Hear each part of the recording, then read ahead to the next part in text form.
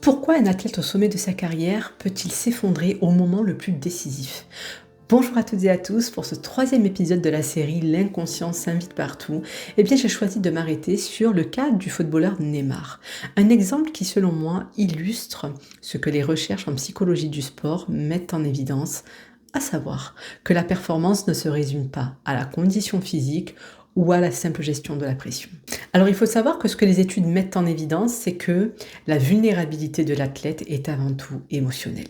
C'est-à-dire que quand le stress devient chronique, le corps prend le relais et exprime ce que le sportif lui-même n'a pas pu formuler. Et durant sa carrière en Europe, Neymar s'est blessé à plusieurs reprises, aux pieds, aux cuisses ou encore aux genoux. Rien qu'au PSG, il a totalisé plus de 2 ans d'indisponibilité sur les 6 années qu'il a passées à Paris. Et ce qui est étonnant, c'est que certaines de ces blessures sont survenues à des moments bien précis de l'année. Les médias ont d'ailleurs parlé de la malédiction de février, puisqu'en 2018, 2019, 2021 et 2023, c'est systématiquement sur ce mois que son corps a lâché. Donc on pourrait y voir une forme de hasard, mais si on s'arrête sur la symbolique, février est d'abord son mois anniversaire.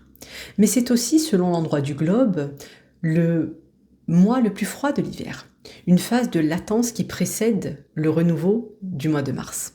Mais ce moment de gestation, justement parce qu'il précède le relâchement, est celui durant lequel la structure peut vraiment céder sous la pression accumulée.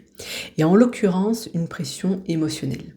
Et ceux qui connaissent un peu la langue des oiseaux noteront d'ailleurs que l'on peut entendre dans février ce qui nous fait vriller. Et puis février est aussi le mois anniversaire de sa sœur pour laquelle il a toujours manifesté un attachement fort. Donc cette période concentre une charge affective qui vient s'ajouter aux exigences du calendrier sportif.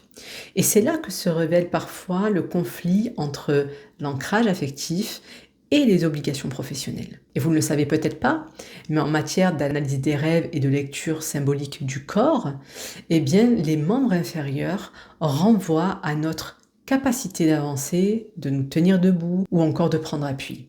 La cheville s'accorde symboliquement à la force en soi et à la puissance.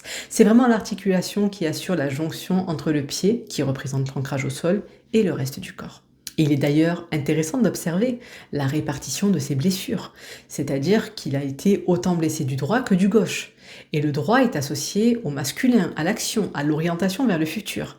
Et on songe avoir le pied droit blessé, ce qui fut son cas lors d'une de ses fractures, signifie souvent la mise à l'arrêt brutale des projets. C'est le symbole du contretemps, de l'élan qui est contrecarré par des événements extérieurs sur lesquels on n'a aucun contrôle. Et le côté gauche, quant à lui, nous plonge dans un univers beaucoup plus subjectif. On est vraiment là dans le versant de l'intime, du sensitif, rattaché à la mémoire, à l'inconscient et au passé. Et quand c'est le genou gauche qui cède, comme ce fut le cas fin 2023, il me semble, quelques jours seulement après la naissance de sa fille et en plein déracinement géographique, après son départ mouvementé du PSG, la question qui se pose est: qu'est-ce qui concrètement vient le mettre à genoux dans sa vie? La rupture des ligaments pose la question d'un point de rupture dans la capacité même de la personne à supporter la pression qui pèse sur elle. Et quand on regarde la façon dont les blessures de Neymar se sont réparties, on pourrait se demander s'il n'a pas été tiraillé entre sa volonté farouche d'aller de l'avant et ce qui, dans sa structure intérieure ou dans sa nostalgie du passé, l'a retenu ou fragilisé. Ce que je veux dire par là, c'est que la récurrence et le timing de ces arrêts posent des questions auxquelles l'approche physiologique seule ne répond pas entièrement. Et cloisonner la blessure dans le seul registre physique, c'est écarter une partie de ce qui s'est joué ailleurs.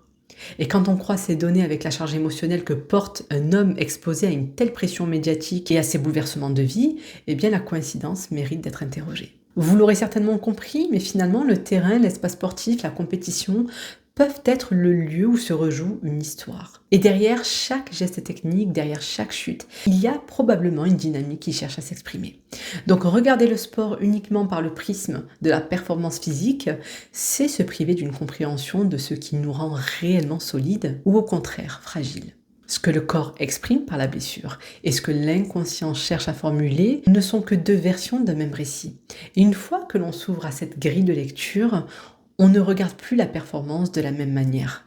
On comprend qu'être au sommet, ce n'est pas seulement être au sommet de ses capacités physiques, c'est aussi réussir à porter ce que l'on traverse intérieurement sans que la structure externe ne finisse par céder. Merci pour votre écoute, merci d'être présent. La semaine prochaine, j'aborderai avec vous la santé du couple à travers l'achat immobilier. Je vous dis à la semaine prochaine et belle journée.